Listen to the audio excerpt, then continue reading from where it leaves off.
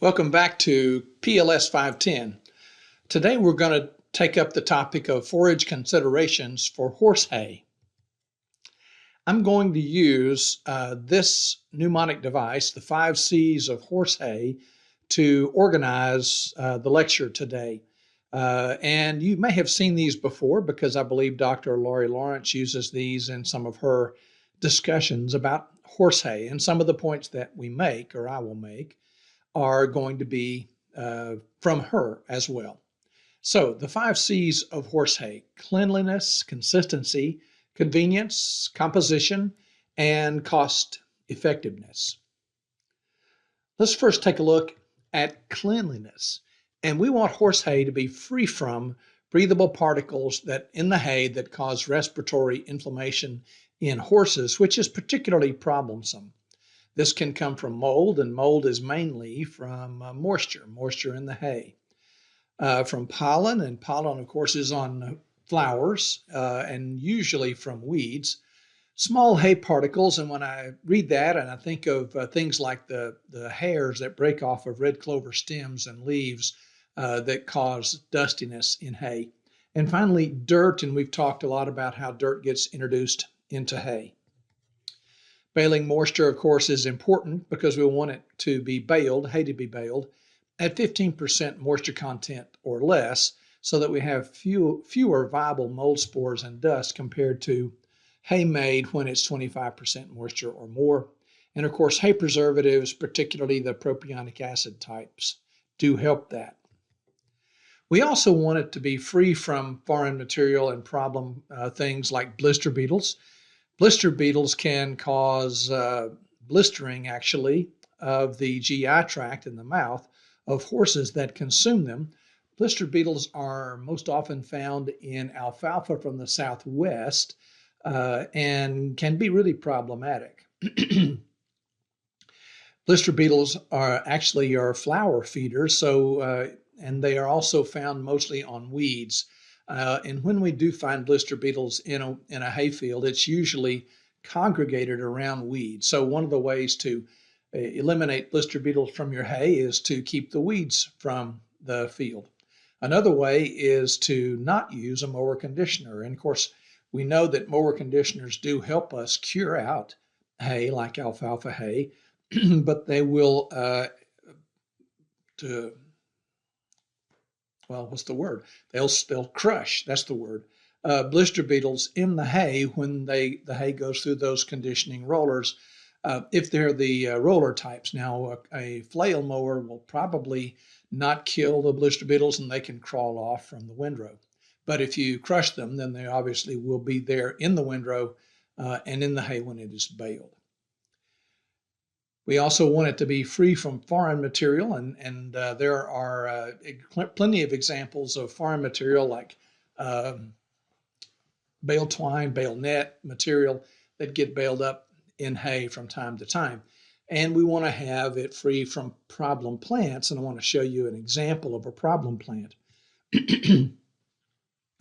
This is a picture of the seed head of a foxtail millet or a brown millet or one of the millets in the millet family. We often seed soybeans and millet together as a hay crop, and sometimes millet by itself as a hay crop, and it makes a pretty good hay. But for horses, the hairs on the heads of foxtail millet can actually irritate the inside of the mouth of the horse and cause blistering and quite a bit of problems for the horse. Consistency. We all know, or probably think, that Western hay is more uniform, and in fact, it usually is. And we ship a lot of Western grown hay, both alfalfa grass, and grass hay, into central Kentucky every year for horse farms, like this load of hay that's being delivered in Fayette County. I want to go back and talk about this for a second. One of the reasons why Western hay is more uniform and oftentimes much more green in color is that the curing conditions in the West are absolutely ideal. But of course, the hay fields are irrigated. So the hay is able to dry quickly. There's very little rain damage, and the quicker the hay dries and the less humidity that is in the air, the more the green color is retained. Now, we'll tell you this. I took a sample of an alfalfa orchard grass hay from the West at a horse farm. And this particular horse farm had been trying out alfalfa orchard grass hay from a Kentucky producer. And of course, they looked considerably different. The Western hay was green and the Kentucky hay was bleached. But as it turned out, the forage quality was nearly identical for the two. So Western hay is more uniform, which is something that we want, but that doesn't necessarily always mean it's better hay than Kentucky can grow. Now, we have a hard time producing horse quality hay from every cutting in Kentucky. That is for sure. I'd like to spend a few minutes talking about hay consistency and colic. Colic is an extreme abdominal pain in horses with many causes. It could be caused by temporary gas accumulation or impactions or obstructions that can only be relieved by surgery. And colic accounts for 15% of all deaths for horses over 6 months of age, according to the USDA. Dietary change is one of the leading risk factors for equine colic, whether we're restricting or eliminating grazing, whether we're changing the amounts of concentrate consumed, the type of hay fed.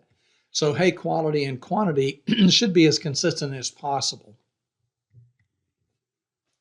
Let's talk a little bit about convenience, size, and weight. The traditional two-string, 14 by 18 by 36 small square bale is still a staple for horse hay. And for a lot of reasons. It's easy to feed, it is easy to handle, and typically you can get it in smaller lots. It's easier to transport around. You can get more on a truck than round bales. So it is a convenient size package. Now, it is more and more common to find larger bales that would wind up both being 2- and 3-string bales weighing 100 pounds or a little more on farms like the larger horse farms. And even some of those farms have moved to the 1 ton or the 4 feet by 4 foot by 8 foot bales, or the 2 by 3 by 8 foot bales. Convenience really comes into play for hay feeding. Of course, the small square bales can be flaked and allocate approximate amounts of dry matter that way. You can feed it as they are on this farm across different places in the field on frozen ground by just putting those flakes out on the ground. Hay feeding, when we use rings, can be problematic, and you can see on the picture in the lower left that we're having a lot of waste from that bale of hay. Plus, a round bale like this is exposed to the elements. And for that reason, we recommend something like this hay hut on the right, which does prevent the horses from pulling the hay out and then laying down on it and wasting it outside of the feeder. And it also keeps the hay from being rained on. Let's talk about the composition of horse hay. And we're going to talk about in a little bit more detail these species: orchard grass and orchard grass mixes, alfalfa and alfalfa mixes, Timothy, teff, and Bermuda grass. Some of these points are going to be reviewed from points we have made earlier in the semester, but we're going to talk about them again in the context of horse hay. When you take up or think about orchard grass or orchard grass mixes, agronomically, orchard grass is very high yielding, but if you could change something, you would change its persistence. It typically lasts about 4 years in a stand such that it would be weed-free and suitable for horse hay. But it can give 2 or 3 cuttings a year, which means we are going to have more chances to get up cuttings in the better weather. From the horse or the buyer point of view, it is recognizable, the seed heads in particular, And it's also recognizable by its soft texture, especially the second and later cuttings. Many people would call orchard grass and orchard grass mixes, particularly orchard grass alfalfa, to be the best mix for horses. If you were going to grow it from an agronomic point of view, that would be marketable for the horse market. Let's talk a little bit about Timothy. Timothy has high yields, and it matures later in summer during the better weather, hopefully, but it has low persistence. In our trials, we can get it to persist well for 2 years, but not a lot more. Typically, there's only one cutting of hay per year with Timothy, and that's the earlier cutting. From the horse and buyer perspective, it is also very recognizable. Those long cylindrical heads are what horse owners are used to looking for in Timothy hay. And if you can't recall that, or if you can't picture that in your mind, I'd recommend that you go back to AGR 175 and take a look at the pictures for the seed heads of Timothy. It's very characteristic and really like no other forage that we typically grow for horses in Kentucky. Timothy is moderate to low quality, depending on the cutting stage or the maturity when you cut it. And because it can be low in quality, and that is low in carbohydrates, low in energy, it may be good for overweight or metabolic syndrome horses. Alfalfa is most often thought as the premium forage or the highest quality forage that you can grow, and certainly thought of as being in high demand for horse hay, both alfalfa alone or alfalfa in mixes. Alfalfa, of course, is our highest yielding forage legume. It has summer cuttings. It's not unusual at all to get 3 or 4, maybe even 5 cuttings a year. It requires very high management and high soil fertility to persist. The stand life is 5 years or so, sometimes less, sometimes more, and it's most often mixed with orchard grass for the purposes of horse hay. From the horse or the buyer perspective, it is also very recognizable. It's the preferred legume for horse hay. It is both high protein and high energy, and the energy present in alfalfa is needed for lactating or growing or active horses. Switching gears to a warm season grass, let's talk about teff. The scientific name for teff is Eragrostis teff. It's an African grass related to the love grasses. It is a warm season annual grass that can produce multiple cuttings per year. It is very fine stemmed and not very good for pasture because horses tend to pull it up when they pull on it to graze it. From the horse or the buyer perspective, teff may not be a forage they're used to seeing. And I didn't make a note of it on this slide, but it's not as common as some of the other forages. It is, as I've said, very fine stemmed as a hay, and it cures very readily. But teff's claim to fame is that it has lower non-structural carbohydrates than almost any other of the normal forages that we grow for horse hay. Horses may need to be acclimated to it before it is consumed well. And finally, let's talk about Bermuda grass, a forage that's even used a little or even less used in Kentucky for hay, but it is quite commonly used for hay in regions south of Kentucky. Bermuda grass is very high yielding. It is a perennial warm season grass. It does require high fertility, but provides multiple cuttings through the year.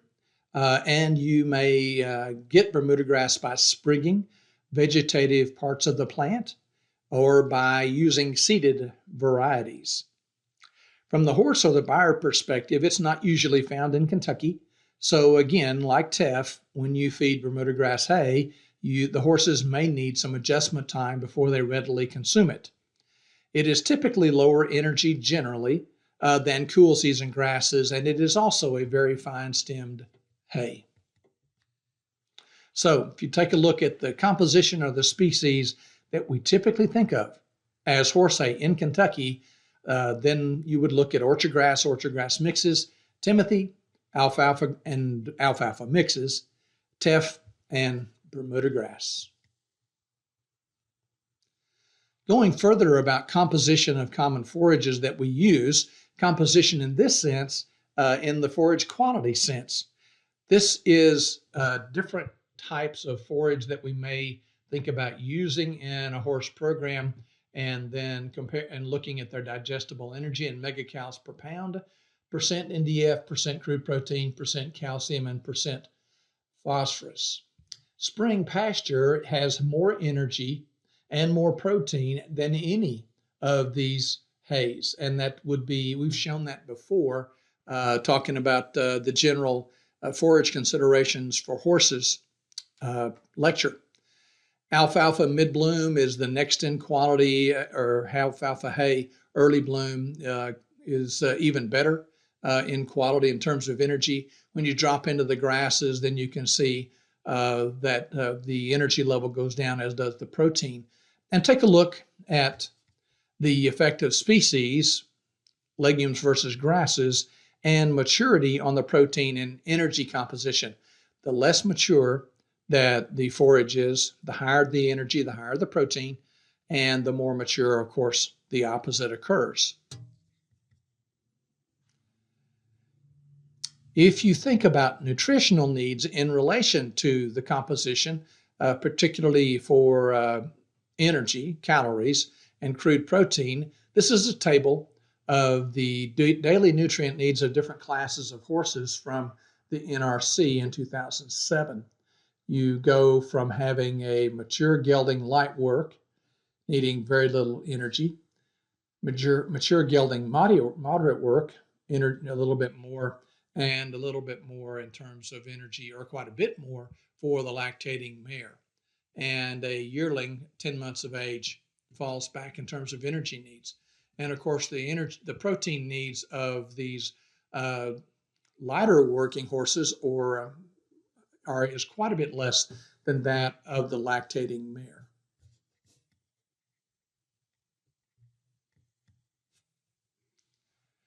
If you think about some of these forages we've talked about and how well they meet nutritional needs, here are forages on the left and different classes of animals, the same four classes we had on the slide before, in terms of the percent of the calorie requirements met by hay fed at 2% of body weight to different types of horses.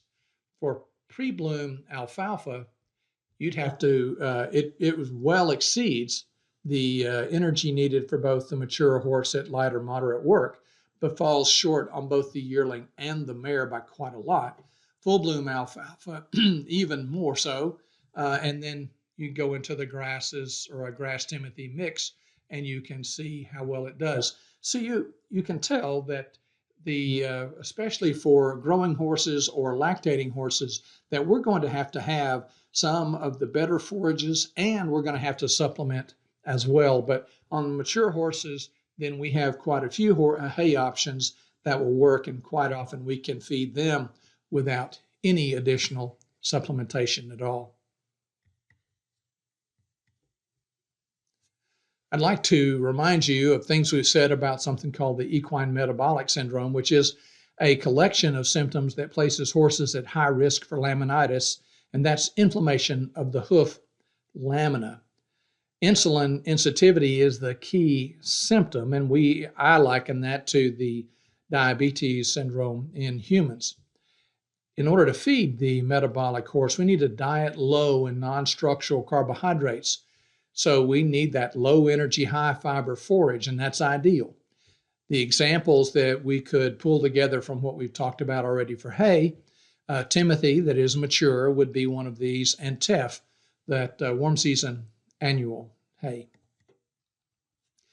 And finally, the hay needs to be cost effective, both the hay and the straw, because we use considerable amounts of hay and straw. Most farms use straw for bedding. They may use other materials, but they need to be cost effective. And the cost for straw in many instances equals that for the cost of hay. And so when you total up that bill, it winds up being considerable then for the horse farm. So yes, straw is a very big expense. So I'm going to bring this to a close. In terms of hay or forages for horse hay, you could organize all we have said around the fact that it needs to be clean. We can talk a lot about the composition, both species and quality, the nutritional composition. We can talk about the convenience of bale size for feeding, the need to be consistent in the type of hay that we supply and not make large changes in the diet of the horse. And finally, the hay, of course, needs to be cost effective. Thank you very much.